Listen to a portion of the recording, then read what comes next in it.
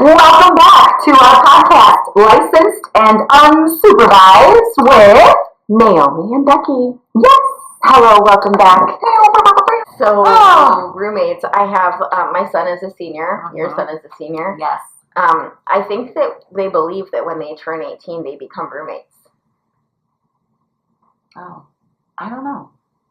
Why? What's he saying? Mine talks about moving out, and I'm having the hardest time not giggling at him because he is convinced that once he's 19, so he graduates in May, he turns 18 in June, and he's pretty convinced that between 18 and 19 that he's moving out. I love that for him. Who am I to tell him any otherwise? So I will not, because thankfully, my husband is really good about sitting you down and giving you realistic whatever. Mm-hmm. My son leans more like me in the dreamer realm. He's like, why can't I do that? Fuck it, I'm going to try it out. Same. But I didn't make it this far in life and not know things are pretty expensive. I got a 23-year-old that moved back home that also desperately wants to leave and has a lot of money saved up, but knows once she were to move out now, it's going to cost her a lot. And so she's seeing the value of this doesn't make sense. I'm just going to stay here, and it's worked out well because then we slowly transfer the bills. But I don't know. I think that's he's ready to be the roommate. I think that upon reflection of this conversation, I think that that's when he thinks he's going to be the roommate at 18. But in what way? Yeah. So we just did our clinic visit. So I hate it and I love it. So I hate it because it sucks to go to the hospital, but I love it because I get a whole hour almost with him twice, in the car, and they're trapped in the car. If you're a parent, that's when you talk about the important stuff is in the car. Yeah. And so, I know I'm going to get a good combo, and we talked about, what he wants to be when he grows up, and he wants to be a fighter, so he obviously hates me.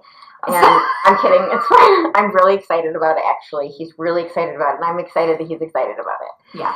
Worrying about him is not something I'm looking forward to, and I will work on not doing it when it gets there. But cross that bridge if and when it happens. Yes. Yes, but in any case, how the conversation went, it wasn't necessarily the words. It was we kind of talked about this earlier. So I think once I'm 18, and that's how the conversation is starting.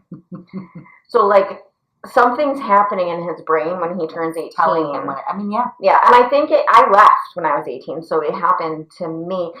He's like, well, I can't work at Taco Bell because I'm going back to baseball, which I'm excited he's going back into baseball because he wasn't going to do senior year, but he had baseball and horses since he was 5. Right. He had to give up horses because of the leukemia. Right. And by the time he could get back to it, it would have been too much work for him, and he didn't want to. He chose not to do it. Yeah. So I really wanted him to keep baseball just to take it all the way to the end and have that senior year with your buddies and everything. He sat on that bench with cancer, and so I just wanted him to have that. Yeah. So I'm excited, and he can't work at Taco Bell while he's doing that, and so I was like, you can come to the salon. Do here? Well, he's worked the front desk and hates it, so he will never do that again. He would hate that. My son would also hate that. Yeah, but he's my kid, I can make him do things. So I made him do that a little bit. I didn't have anyone. I needed someone. Yeah. I'm like, this is where you live now. Yeah. And so, I said, there are little jobs at the salon every week that no one wants to do. Valid. I didn't tell him what they were. Yeah. I just said, there's little jobs and I can pay you $100 a week to come in here at your leisure when we're open to do the jobs. Okay, that's a good plan. So he's done. He's made the plan. He's come in once in 2 weeks for about 20 minutes. He has not finished the first task I've given him. Oh, boy. And it is to catalog our wardrobe. Oh, yeah. I remember this. Yeah. Okay. It will be so useful when we have it. It will. And no one else is going to do that job ever. So, if it gets done, I'll get paid. Tyler, if you want to be paid, you should make an arrangement. This is your clear-in call right now. $100 is on the line, bud. Yeah, but it was an interesting journey, and I think what I've learned so much through cancer with my kids, spending so much time, so much time, is to be quiet first. Mm-hmm. Yes. He'll figure out what he wants, and he's fiercely independent like me. Mm-hmm. And I didn't realize it. I didn't see it at all until he had to manage me.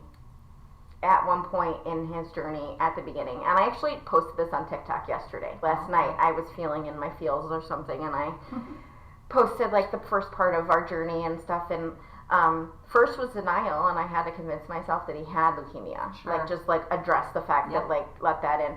And then I went through a portion of like, I wish I could take it from you. And so he had to manage me because I would say, I wish I could take it from you, Mom. It's okay. I can handle it. Yeah. He shouldn't have to encourage me. I mean, but yes and no, but yeah. But like I get what you're reflection, saying. Like, I was like, okay, so I think that through that, he was then forced to grow in that particular area. And so it was at that time that I was like, oh, he's fiercely independent. Like, he kind of is a roommate a lot of the time. Like, he does all his own things. He handles his things. Like, he said he wanted to get out of calculus, so he went to his counselor, got out of calculus. She called me to make sure I was fine with it. Like, I'm not doing anything for him. Right. That's the transition that happens, and it's weird. And I would say, like, you might be even experiencing it a little more so than you even realize because he's your oldest and he's a boy. Okay. Mine is a boy and he's my youngest, and my first two were girls. Okay. And I would not say that it was exactly the same. Like, their senior year, well, my oldest was at COVID. Oh, okay. So we were navigating the loss of our soccer season as a senior, and we were a phenomenal athlete. Oh, no. So, and she's like a great student, and so that wasn't a problem for her, but it was like she had taken a year off as well. So she learned the hardest lesson ever of like, oh, I'll have next year. And then she did not have next year. And so so walking through with her, it's very needy. I was doing everything. Obviously. And then my middle one she's just a demanding, lovely human all of her own. She's so fun. She must spicy girl. And she just fits in here so seamlessly. Yes. It's so funny. And she just, like, so there was just more, like, you know, they would, and I feel like girls, this is science, they've proven we use way more words than boys to begin with. So they were using more words with me, and they were talking more about all the things, and, you know, like, we have to start knowing about prom at Christmas time, and we have to start knowing about all these things so early, whereas my son, and I don't even know what day prom is. the third, I think I put mine in my calendar. It's in the calendar. I put mine in my calendar. Oh, that's right, because our graduation has a backup date in case of some World Cup game coming to Oakland University. What? Yes! Fuck? Get this. The actual date is like here on the calendar. I think it's like June 7th. The backup day is June 3rd. 4 days prior. Utica Community School District. No. Anyway, it'll all work out. But and I'm sure it's just because it's super far in advance. So I'm sure as the spring goes on, they will clarify that. But for the boy, it's very, they don't need, like, and so it'll be interesting because you have Mia that will be coming up after to see. And she's a tomboy, so, like, if she's a little more, she is, but still I don't know. My girls, with him, it's been, like, my girls were called roommates, like, after they got back from college, and we realized, like, oh, you're used to living on your own now, and now you're in with us, but then, oh my gosh, what are we, how do we navigate that? And then realizing, oh, they really are just kind of, really what did it was the dishes. Because I was used to, like, okay, I make dinner, we all sit and eat together, I clean up the kitchen with help and whatever, get things prepped for the next day, done, moving on. Well, they start getting jobs, they start doing things that aren't aligning with your schedule, which is fine. I can't tell you last time, we're about to incorporate something new to try to have, like, a family dinner in the week because no one's schedule aligns. Because I can't tell you the last time any of us ate together except my husband and I. Which I'm like, in the beginning we were like, this is kind of cool. It's like it's like a mini date on a Tuesday night. But this is all the time now. And if I'm working late, it's not. I'm like eating in the bed next to him when I get home. But for my son, he is like, I'm like having to pepper him on things that I know down the line just because of our, like, prom. Or like he's doing this fashion show thing for a tuxedo company or whatever. And I'm Wesner. Yes. Is your son doing it too? No, Wesner is like a huge proponent of Utica schools. They sponsored all of the tuxes for Mr. Chieftain. Okay. And they also sponsored all of the tuxes for the seniors for the football team. for their banquet. Love that. I do too. They're great. So Yeah. shout out Wesner. Yes. You're doing the great work. Yes. So yeah, anyway, like I get the paper and I immediately I'm like, oh, there's a check in here, this, that. Yeah. So I'm putting in my calendar and like, you know, he's not mentioning what he needs from me in this instance. No. And like maybe he doesn't need anything, but also sometimes he is space cadet and he's like my little surfer boy. He's like chill. He's like, yeah, it's fine. It'll be all fine. But like, no, sometimes you actually have to plan. You can't just wing it. So that's where I'm at with him. But that's why he feels even more like a roommate because he's very like, yeah, here I am. I don't know. I look forward to having adult conversations with my child about like his cancer journey when he's ready. Oh. Like he doesn't. Him and my husband, like it's like it just didn't happen. Like we'll just pretend like they didn't. Yeah, and like that's fine. Yeah. For you. Yeah. I don't operate the same. Right. I worked through what I could. Yeah. To get through. Sure. I am a very sensitive and emotional, empathetic human, so I've got lots of layers to get through, and I have, you know, I have to talk about it more. Yeah. So I did start talking about it on TikTok, but that's just not my vibe. So, but I do look forward to him talking about it more and finding out like how I broke him in it and like how I can fix things and what his perspectives were of different things or what his perspectives are of now later you know, and like because I hate to say that like my life was ruined because it wasn't, but I know what you mean, like it was so much of it crumbled and and I didn't have the cancer, and so I think it's like that weird of like I don't have a room to complain because I wasn't the one that had the cancer. But then I felt that way all the way up until I was at the Gilda's Club event. I knew you were going to say at that. Bras for a Cause, and a mother who had cancer came up to me and tears in her eyes and said, I cannot imagine it being my child and not me. Yeah. And I felt so seen and understood in that moment because I was like, she would rather have the cancer than have a child with cancer. Yeah. And she went through the journey. And I was like, that was so impactful to me. That shifted something in me. Yeah. And I was like, you're allowed to feel how you feel, Naomi. You're allowed to be a mom that has tragic things that have to be worked through. Yeah.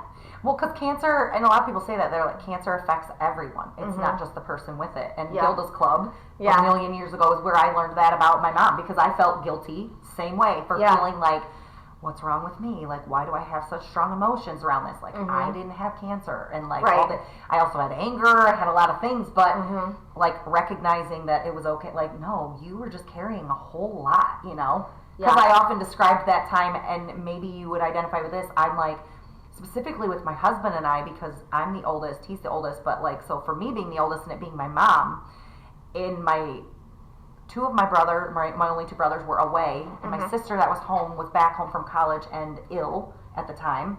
So like, not like a lot of support. I have little kids. It felt like when all of that happened, it was as if my husband and I both put backpacks on our backs, strapped up our boots, said, see you on the other side. And we didn't know what the other side was. And it was terrifying. So then when you get to the other side of that, you're like, wait, the backpack is off. The boots are like broken. I don't know who I am. I don't know why do I feel like this, because we're here. But so And actually, it's funny. I think that's around the time that you started working here for me. Upon reflection, because well, he rang the bell in that July. It was like and so that was when I started like the way that I describe it is I felt a fog lift. Like I actually felt lighter. I was no longer holding whatever that was. But I also don't think I dealt with all of it. Sure. I just didn't have to hold it anymore for some reason. I could let go of it. And you know, I feel like I was able to see things from a completely different lens after that. There's things I'm not scared of at all that I would have been scared of before, but I think that one of the greatest fears in life as a mom is your kid having cancer. And like was in my head last night and thinking about the fact, like, you find out you find out that you're pregnant. You find out you're pregnant. Yeah. The fears that come from just that. Just, can you actually allow yourself to even imagine that the child has Down syndrome, that the child has some sort of issue, that after it's born it will have an issue, that it would come early. None of those things, our body doesn't allow us to have those fears. So, like, these are fears that you don't even deal with until you're in it. Until it happens, And you're not prepared. No. And there's no way to be prepared. And so I think that it's that shock value that I'm actually dealing with now on the back end. That makes sense. Because, like, it took me, I think, I don't know how long. It felt like 7 hours. But the first night when we were in the hospital laying on the floor, because my husband was in the bed, I'm on the floor, my son's in the bed, and Tyler has cancer. My son has cancer. Out loud. Yeah. Because, like, I didn't believe it. Yeah. And I don't even know that it sunk in that day. I'm sure. Yeah. But, just how the process kind of went, and I'm just now trying to go through and look at what did I learn, what can I grow, what can I bring, and what else needs to heal, and where are my triggers, and how can I, because I also discovered I was ADHD in that process, and I also like started perimenopause in that process, and so it's like a big pile. It's a big pile of poo-poo. So I am thankful that you started working here at the time that I had a big pile.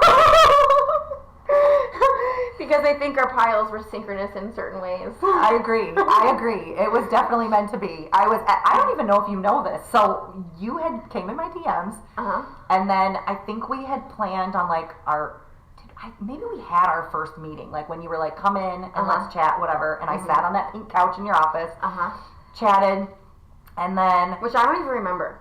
You don't remember any of No. that? Yeah. And it's interesting because I remember, like, I didn't know you other than your hair world. Right. At that time. Yeah. And then I remember you or Rebecca saying something about how Tyler was getting ready to ring the bell, and in context of when I was starting, because it was like, okay, what do you want your start day to be? When do you want? And I like had some things going on, so it was going to be after, and you were like, oh, that'll be like 2 weeks after he rings his bell, and like all this.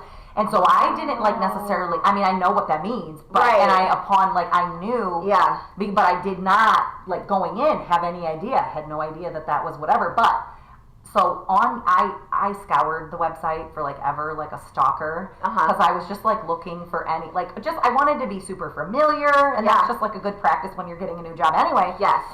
But when I was flipping through, and I got to the part, like, about us, and I was reading all of that stuff you had written about, like, how you started or whatever, and then when you opened your doors. You remember the date you opened your doors? I know you know the year. April 14th? That's my mom's birthday. And when I saw that, like, everything else had lined up. Everything else had lined up, and I was still just being in my humanness. Yeah. And I was like, and like, to me, I don't know. I think if you're a soul that things like that mean something to you, God uses that, and if it doesn't, it doesn't. Yeah, sure. Like, I don't know that my husband always knows. I don't know. Right. It means something to me. And when I saw that, I was like, oh my God, she opened on my mom's birthday? What? Like, what? And it just felt like, because I haven't had my mom earthside for a long time. Right. And she would obviously be someone that I would talk to about these decisions and things like that. It just felt like this wink from heaven that I needed. And I was like, oh my God, okay, it's going to be fine. Like, you're going, like, it's so random. And then remind me what the first message of my text was to you. Was it yesterday?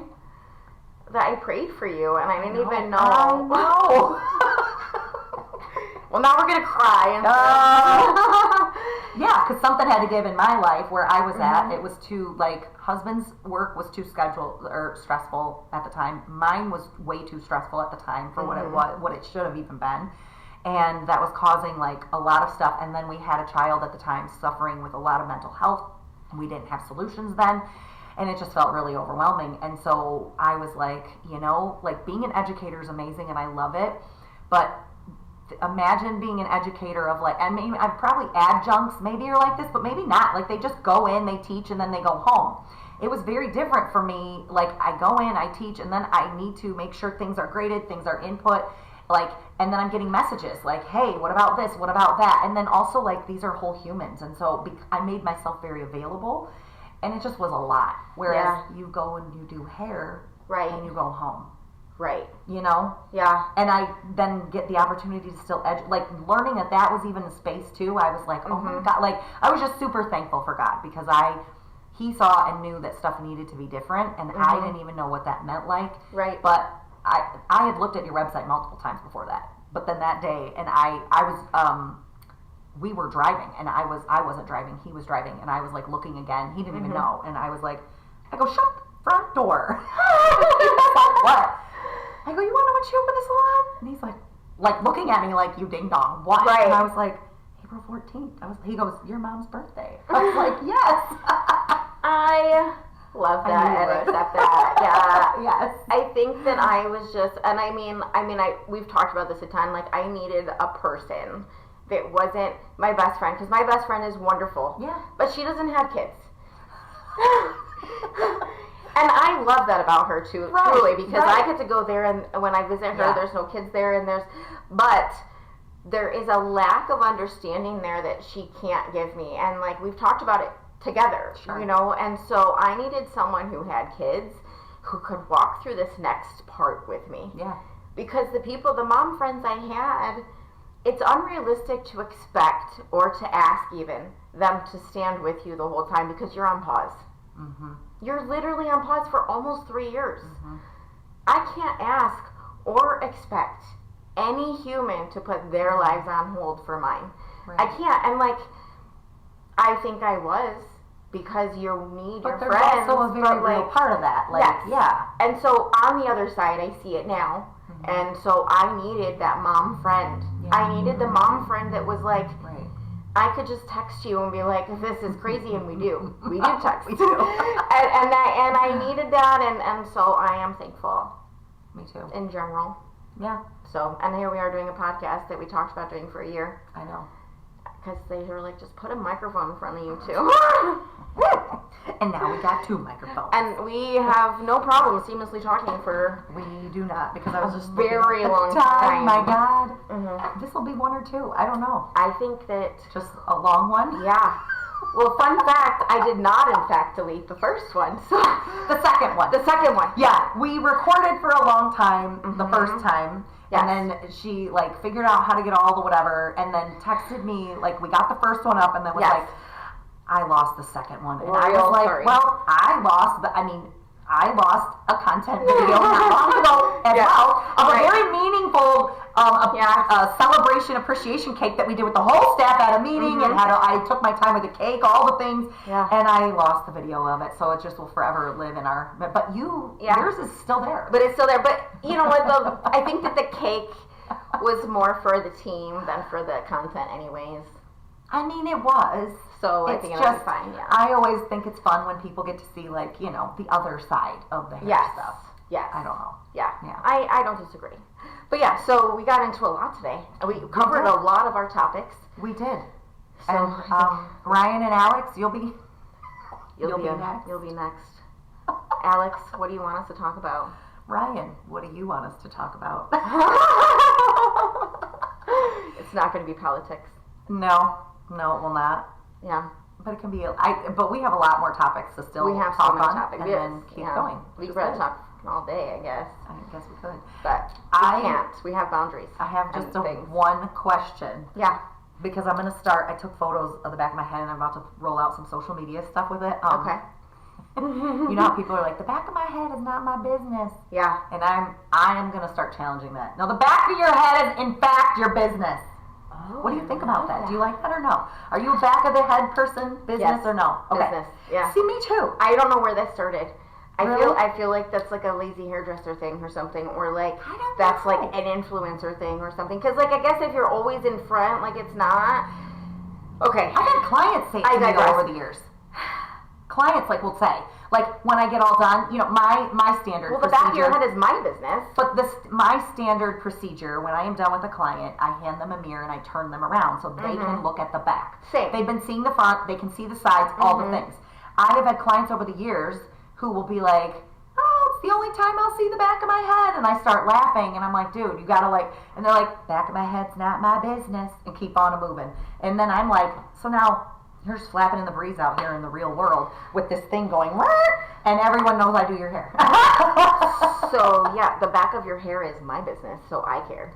Yeah, that's so how you I should feel. make the back of your hair your business. Business. Yeah. I don't know. I approve. I will share.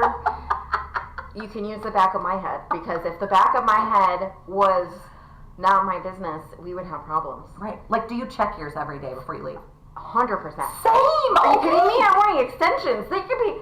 I'm not, but I still am like, let me check out what is happening from all the angles. I'm do it no matter appalled. what. And people don't do that. I don't know. I don't think my husband does. Mine's bald, so I know he doesn't look at the back of it. You cut my husband's hair. I do. I'm gonna tell him that you care. Jim, the back of your head matters to me. Thankfully, his hair is short enough, and I know he has the correct products. I don't think he needs to really look at the back. That he just does a and it's fine. Yeah. Yeah. Yeah. But no, He's I an agree. exception. I mean, he has super short hair. Yeah. But I do have to say, I'm really excited for my future content. I made a lot of it yesterday. Oh, I love that. Mm-hmm. Yes. I love that. I'm gonna do some good editing this evening. I don't want to go out. I want to edit this stuff. I'm really excited. I am too. I have some stuff to edit as well. We were feral. I know you. Yes, she showed me upon entry today a few pieces of the feralness from yesterday, and I was like, I love it so much. In the best way. Yeah. Okay.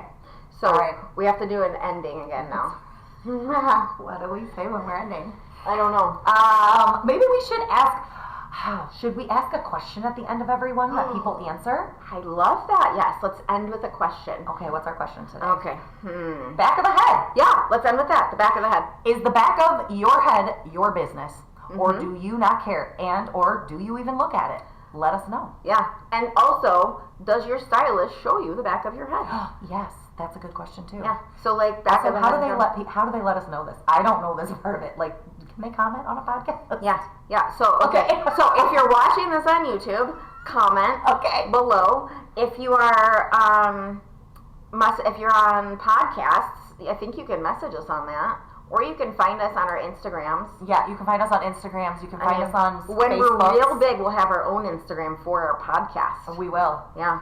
And right yours is basically your name everywhere, right? Yeah, it's my name everywhere. Mine is my name. Yeah, Naomi Trotto, Beckee Harris. Yeah. So just look for find our names and send us your queries. Tell us your things. And let us know if there's anything you want us to talk about. Yeah, podcast subjects are all welcome. All right. Until next time, this has been licensed and unsupervised.